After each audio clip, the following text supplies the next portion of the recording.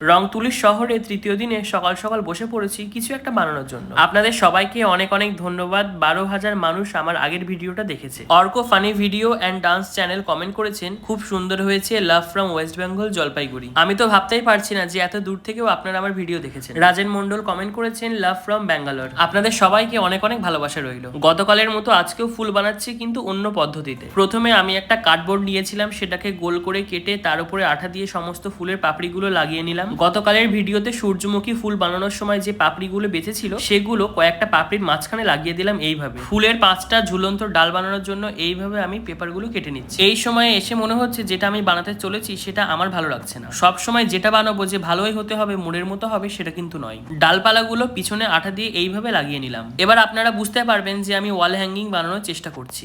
একটা পেপারে 5টা গোল করে নিলাম, সেই গোলগুলো কাঁচি দিয়ে ভালো করে শেপ করে কেটে নিলাম। এইগুলো দিয়ে আমি বানাবো আজকে মুড়ির ফুল। মুড়ি, যেই মুড়ি আমরা খাই। গোল করে কেটে নেওয়ার পর একটা জায়গায় পিজা শেপের মতো করে কেটে নেব। পরে আঠা দিয়ে দুই দিকটা ভালো করে লাগিয়ে টোটাল 5টা করতে হবে। দুটো খুব বড়, দুটো মাঝারি এবং একটা ছোট। সকালে মুড়ি খাওয়ার সময় কিছু মুড়ি সরিয়ে রেখেছিলাম। মুড়িগুলো যে এইভাবে কাজে লেগে যাবে সেটা বুঝতে পারিনি। শেষ পর্যন্ত দেখলাম আইডিয়াটা আমার ভালো লাগলো। মুড়ির ফুলের ওয়াল হ্যাঙ্গিং এবং ভিডিওটা কেমন লাগলো অবশ্যই কমেন্ট করে জানাবেন।